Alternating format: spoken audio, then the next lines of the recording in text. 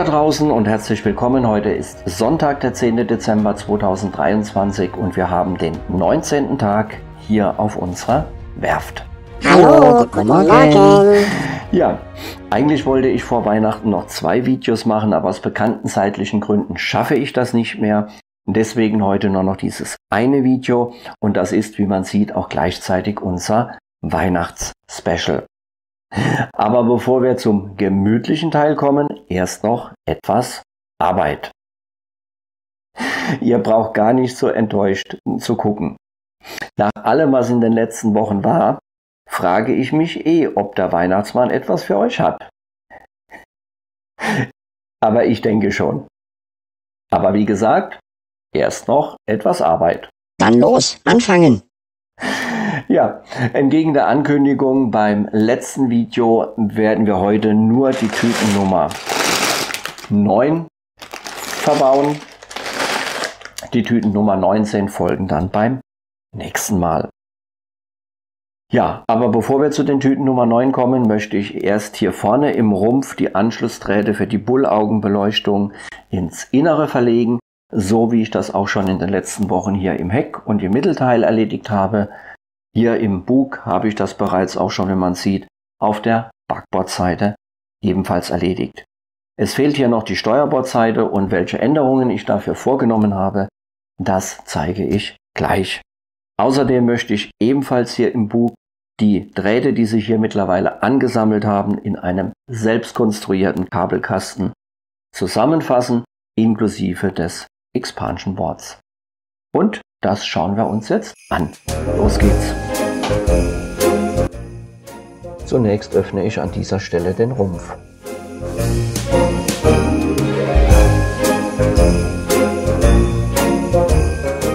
Diesen weißen Viererstein ersetze ich durch einen weißen Zweierstein und versetze anschließend den weißen Zwölferstein um 2 Punkte nach rechts. In die entstandene Lücke kommt ein Zweier-Lochstein.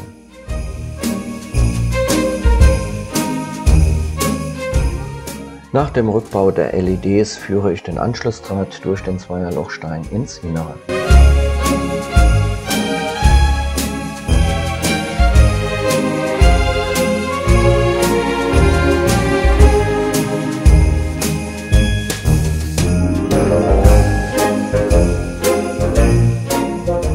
Hier entferne ich diesen runden Einserstein, um den Anschlussdraht durch diese Lücke hindurch ins Innere zu führen.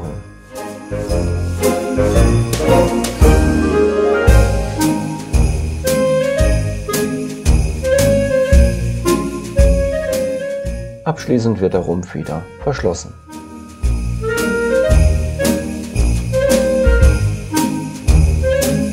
Wie man sieht, haben sich auch im Bug mittlerweile einige Drähte angesammelt und genauso wie im Heck und im Mittelteil möchte ich diese jetzt in einem selbst konstruierten Kabelkasten verstauen. Die 2 weißen Steine und die dunkelrote Platte stammen von der Titanic. Das sind Steine, die ich ausgetauscht habe. Die restlichen Steine stammen aus dem eigenen Vorrat. Damit ich den Kabelkasten montieren kann, muss ich zunächst einige Steine entfernen, vor allem im mittleren Bereich. In der Zwischenzeit habe ich das 8er Expansion Board durch ein 12er getauscht. An diesem hängen die Bullaugenbeleuchtung im Rumpf, die 4 Kessel, der Scheinwerfer unterhalb des Krähennests, die gesamte Beleuchtung der Bullaugen in der Bugspitze, natürlich der Hauptanschlussdraht und ein Draht, der nach oben weitergeführt wird. Außerdem bereits 2 Bitlights Warm White aus Brückschein für später oben die Beleuchtung des Ruderhauses. Ein kleines Problem, dieses Einzel-LED hier vorne im Rumpf, was als Ersatz für ein beschädigtes dient, fand keinen Platz mehr am Expansion Board. Daher habe ich dessen Anschlussdraht über ein 2er Expansion Board und einen weiteren Anschlussdraht nach oben verlängert. Der Kabelkasten wird hier an 2 Punkten an der Mittelkonsole angesetzt. Dazu entferne ich diese gelbe 8er Platte und ersetze sie durch eine graue 6er Platte aus dem eigenen Vorrat. Um dem Kabelkasten etwas mehr Stabilität zu verleihen, platziere ich jeweils links und rechts 2 Füße. Bei den verwendeten grauen und weißen Platten handelt es sich um Steine, die ich von der Titanic übrig hatte, die ausgetauscht wurden. Die orangefarbenen schrägen Steine stammen aus dem eigenen Vorrat.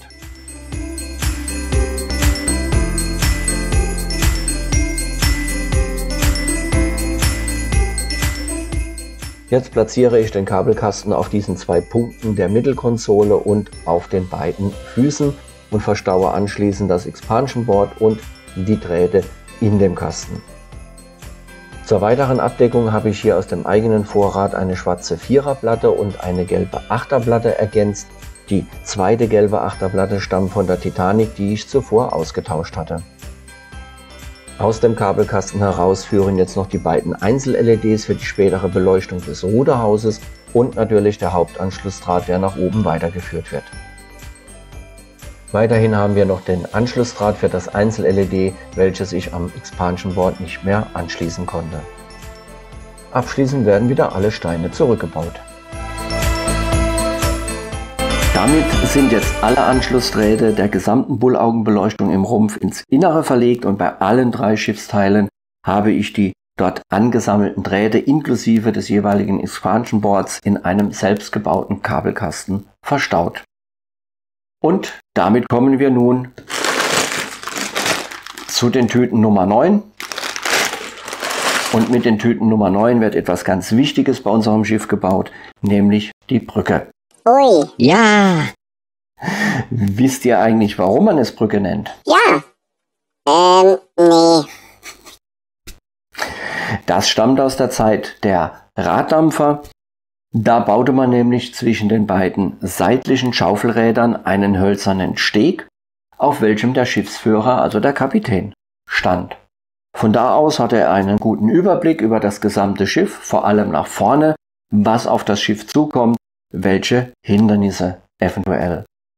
Und das passt auch ganz gut in die Tage, in denen wir uns gerade befinden. Wir schauen im Moment auch nach vorne auf das neue Jahr, was uns das wohl bringen mag. Ja, das passt. Und was ist eine Brücke an sich? Ja, also laut Definition ist eine Brücke ein Bauwerk, welches Verkehrswege über natürliche Hindernisse hinweg führt. Also könnte man sagen, eine Brücke ist etwas, um Hindernisse zu überwinden. Ja, genau. Dann sollte man vielleicht viel mehr Brücken bauen. Ja, da hast du recht, Brixi. Vielleicht sollte man mehr Brücken bauen in vielerlei Hinsicht. Ach übrigens, das, was hier als Brücke bezeichnet wird beim Schiff, das ist eigentlich das gesamte Brückendeck.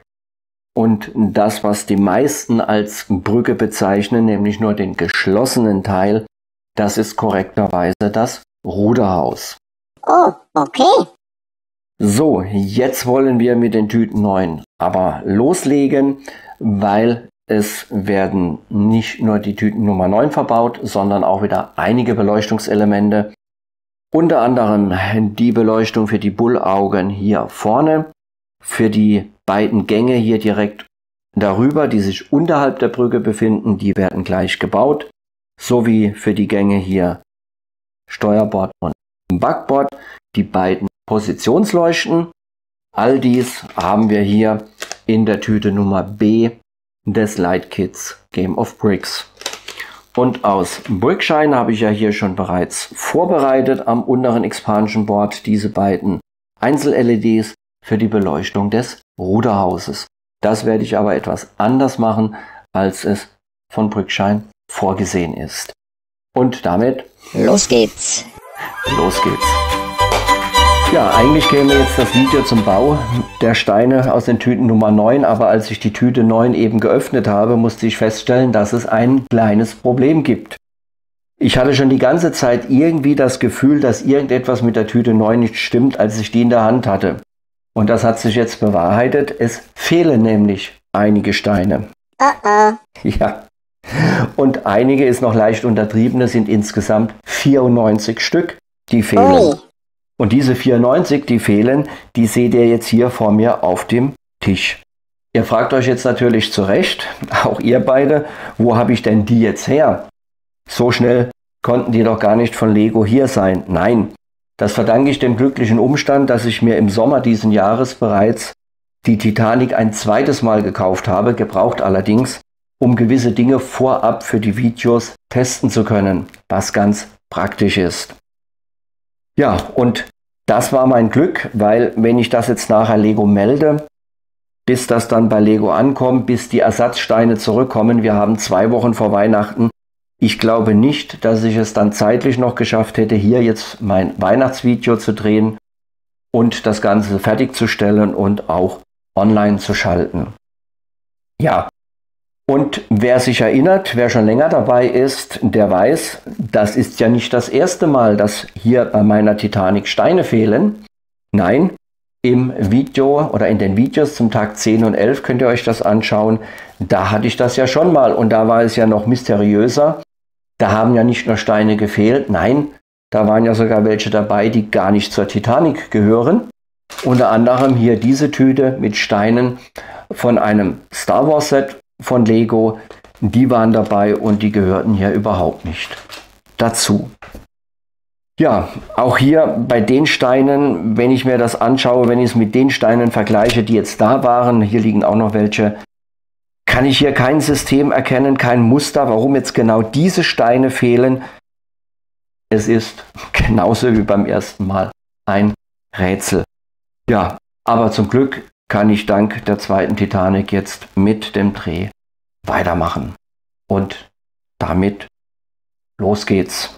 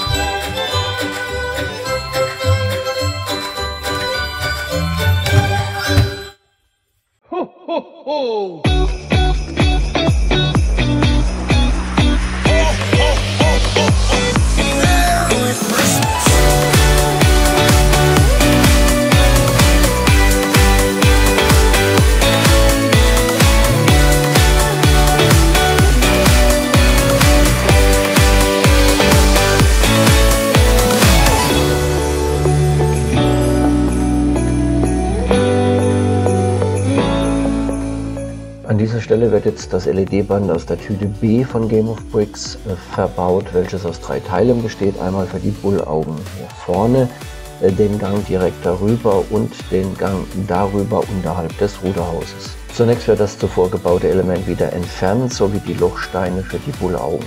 Es wird der längste Teil des LED-Bandes verwendet und wie wir bereits wissen, sind die LEDs im Abstand von 2 Zweier-Lochsteinen.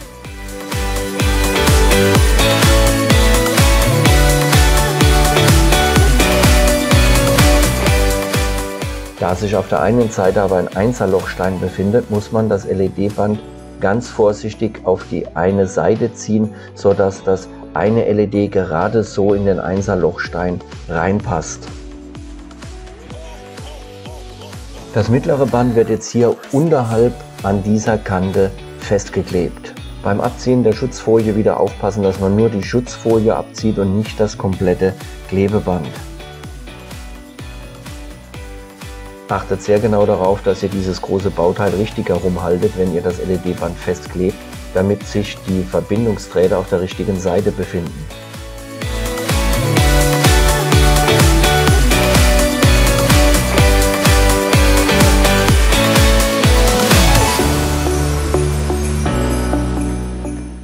An dieser Stelle löse ich noch einmal vorsichtig diesen 6er Fliesenstein und führe die Verbindungsträger nach oben durch.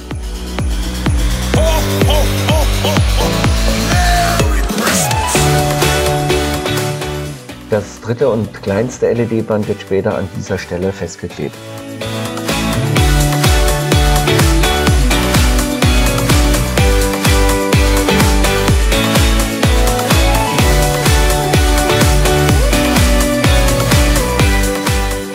Und mal wieder ein historischer Fakt aus der Bauanleitung.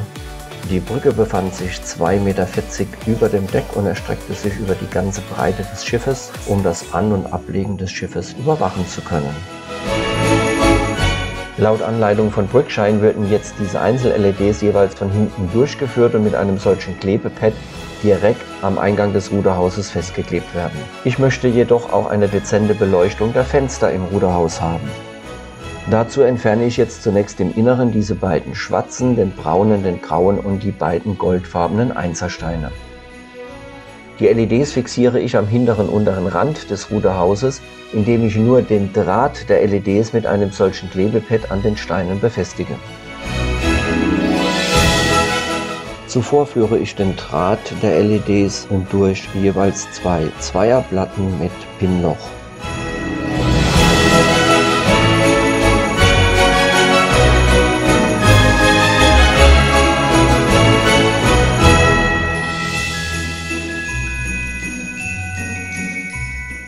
Jetzt befestige ich den Draht jeweils beider LEDs mit einem Klebepad an der unteren Kante des Ruderhauses, sodass das jeweilige LED nach innen strahlt.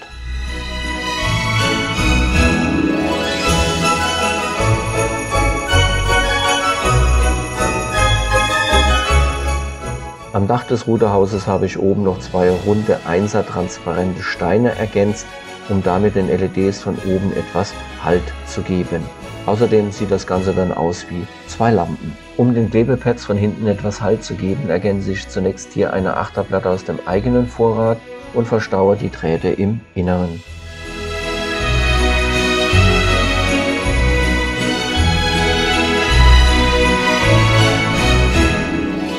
Abschließend werden die Klebepads mit 4 der zuvor entfernten Steine fixiert.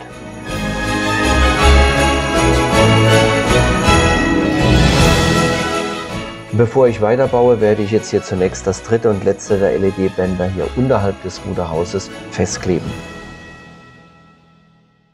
Achtung, auch hier wieder beim Abziehen der Schutzfolie, dass man nur diese und nicht das komplette Klebeband mit abzieht. Den Anschlussdraht führe ich an diesem runden Stein vorbei ins Innere.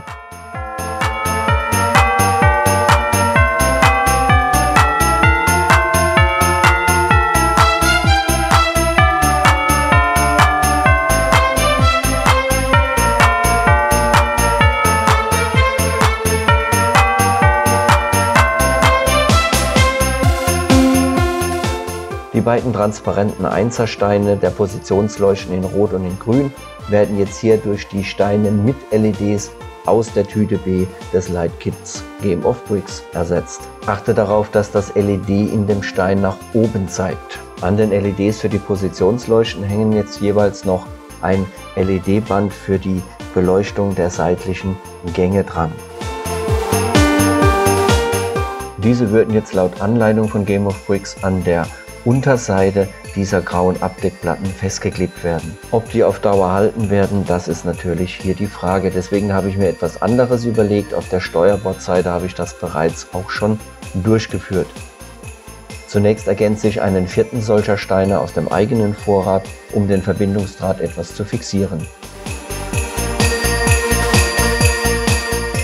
Dann befestige ich an der Unterseite dieser grauen Abdeckplatte einen 1er Lochstein an dieser Position und führe das LED-Band dorthin durch.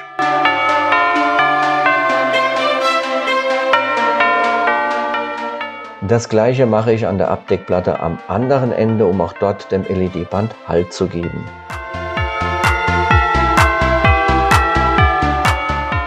Den Anschlussdraht führe ich durch den Fensterstein ins Innere des Schiffes. Abschließend richte ich das LED-Band so aus, dass die LEDs nach unten zeigen und verschließe das Ganze mit der letzten Abdeckplatte.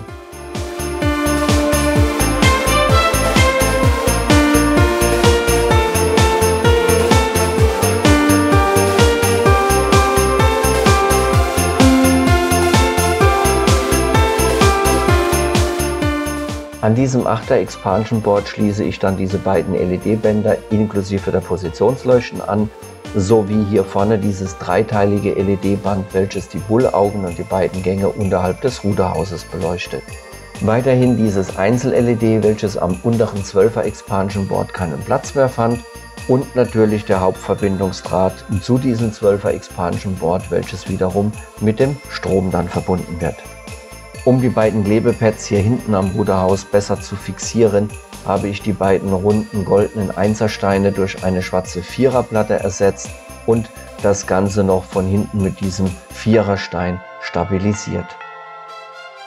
Außerdem habe ich die beiden transparenten runden Steine am Dach des Ruderhauses um 2 Punkte auseinandergesetzt, um das Licht der LEDs besser im Ruderhaus zu verteilen. Das waren die Tüten Nummer 9 und wir hatten wie viele Steine insgesamt, Brixi? 245. Ja, und von diesen 245 haben, wie ich ja leider feststellen musste, 94 gefehlt. Dafür waren 6 Stück zu viel dabei, 6 Stück übrig. Die nützen uns in dem Fall aber leider nichts. Ja. Damit können wir auch unsere Tabelle einblenden und die 245 direkt eintragen und wir stehen damit insgesamt bei wie viel, Yellowstone? 6788. Genau, 6788. So, jetzt wollen wir unsere verbauten Leuchtelemente natürlich auch wieder testen, ob alles funktioniert. Der Gang auf der Backbordseite, die Beleuchtung im Ruderhaus, die rote Positionsleuchte, die Bullaugen ganz unten und die beiden Gänge darüber unterhalb des Ruderhauses, die dezente Beleuchtung der Fenster im Ruderhaus, die grüne Positionsleuchte auf Steuerbord und natürlich auch der Gang auf der Steuerbordseite. Dankeschön an euch beide. Das war es dieses Jahr mit dem Bauen und damit kommen wir zum gemütlichen Teil. Ja! So, da sind wir wieder und in der Zwischenzeit sind auch Joe und seine Männer hier zu uns gestoßen. Hallo Joe, Karl, Roberto, Rick, AJ und natürlich 8-Finger Jim. Auch euch allen frohe Weihnachten. Hallo, danke, ebenso. Dankeschön. So, ihr zwei, ihr schielt ja schon die ganze Zeit hier unter den Baum. Nach allem, was in den letzten Wochen war, könnt ihr froh sein, dass überhaupt etwas unter dem Baum liegt. Ja, stimmt wohl. Ja, sorry nochmal. Vor allem wegen der Chili-Soße. Naja, vergessen wir es.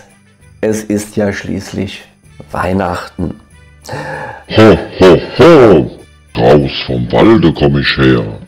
Ich muss euch sagen, es weihnachtet sehr.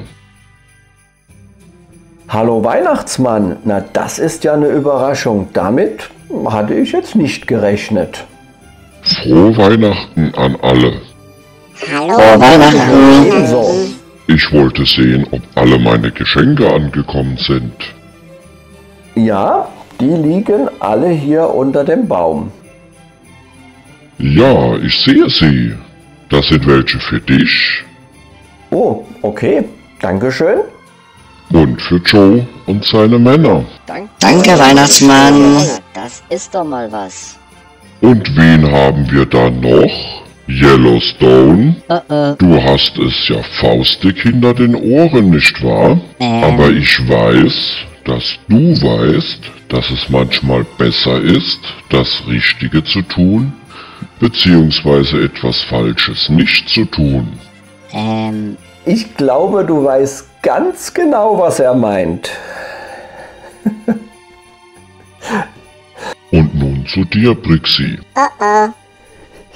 Von dir höre ich, dass du manchmal Unfug treibst, Um mal Susan zu zitieren. aber du hast auch das Herz am rechten Fleck. Ja, für euch liegt auch was unter dem Baum. Dankeschön. Ja, die 2 Schneemänner sind von mir für euch, für jeden von euch jeweils einer. Danke. Und ihr dürft euch auch gleich alle auf die Geschenke stürzen und natürlich hier auf die Leckereien. Und es gibt auch noch Punsch, den hole ich gleich. Weihnachtsmann, du bist herzlich eingeladen, mit uns zu feiern. Es ist genug für alle da. Es gibt Punsch? Dann bleibe ich gerne, danke. Vorher habe ich für euch beide aber noch jeweils ein Geschenk, was man nicht einpacken kann. Als besonderes Geschenk für dich, Yellowstone, habe ich, dass du ab sofort auf den Vorschaubildern der Videos mit drauf bist. Hier, schau mal. Ui, Dankeschön. Ich sehe gut aus darauf, oder? Vielleicht noch mit Sonnenbrille? Dann wäre es noch cooler. Übertreib's nicht. Ja, als Überraschung für dich, Brixi, habe ich jemand Besonderes noch eingeladen. Susan? Nein, nicht Susan.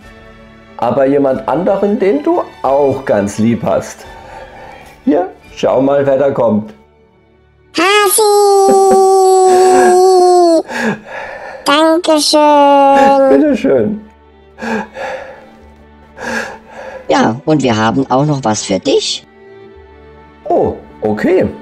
Na, damit hatte ich jetzt nicht gerechnet. Na, es ist doch Weihnachten und da haben wir uns auch ein besonderes Geschenk überlegt. Nicht wahr, Brixi? Nicht wahr, Brixi? Brixi. Was? Wie? Ja, sorry. Genau, wir haben auch was für dich. Da oben, das große goldene Päckchen. Das hier? Ui. Na, da bin ich ja mal gespannt, was da drin ist.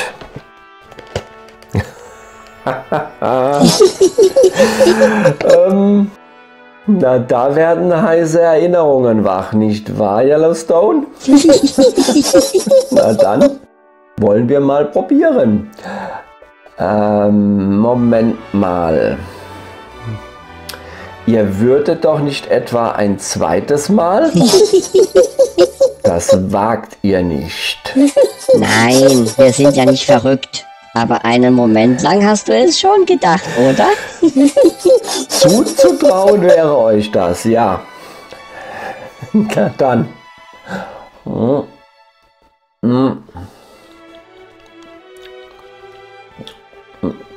Lecker. Dieses Mal keine Chili-Soße, Erdbeermarmelade.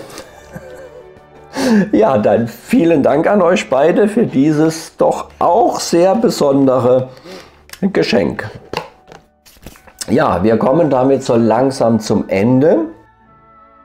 Ich möchte mich an dieser Stelle nochmal ganz herzlich bei Joe und seinen Männern bedanken für die tatkräftige Unterstützung in den letzten Wochen und natürlich auch bei euch beiden für eure hervorragende Arbeit, die ihr geleistet habt. Und damit meine ich jetzt nicht eure Scherze, die ihr getrieben habt. Und natürlich ein ganz großes Dankeschön an den Weihnachtsmann für seinen Besuch und die Geschenke. Apropos, ich werde jetzt gleich noch den Punsch holen und dann können wir hier dann auch feiern. Ja. Aber vorher haben wir auch noch eine kleine Überraschung, ein kleines Geschenk für euch da draußen, für unsere Zuschauer. Bis gleich. So, da bin ich wieder mit dem Punsch. Die 2 kleinen hier sind für euch beiden ohne Alkohol. Ja, bevor wir uns auf den Punsch, die Leckereien und die Geschenke stürzen, haben wir noch, wie versprochen, für euch da draußen, unsere Zuschauer, eine kleine Überraschung, ein kleines Dankeschön. Seid ihr bereit? Ja. Ja. Stille Nacht, heilige Nacht, Alles schläft, einsam wacht, Nur das traute, hochheilige Paar. holder Knabe im lockigen Haar. Schlaf in himmlischer Ruhe. Schlaf in himmlischer Ruhe.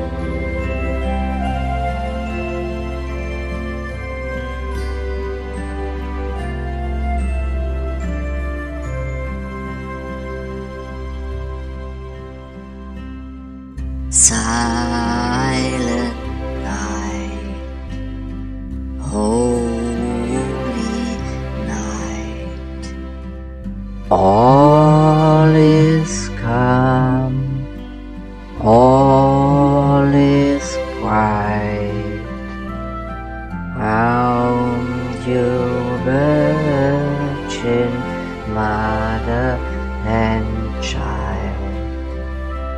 Holy infant, so tender and mild. Sleep in heavenly peace. Sleep in heavenly peace. Wir bedanken uns bei allen da draußen, die uns bisher zugeschaut haben, vor allem bei jenen, die von Anfang an mit dabei sind. Wir hoffen, es war informativ und vielleicht auch etwas unterhaltsam. Wir wünschen euch allen ein friedvolles, besinnliches Weihnachtsfest und einen guten Start ins neue Jahr 2024. Und wir würden uns freuen, wenn ihr im Januar wieder mit dabei seid, wenn es hier weitergeht mit dem Bau der Titanic von Lego.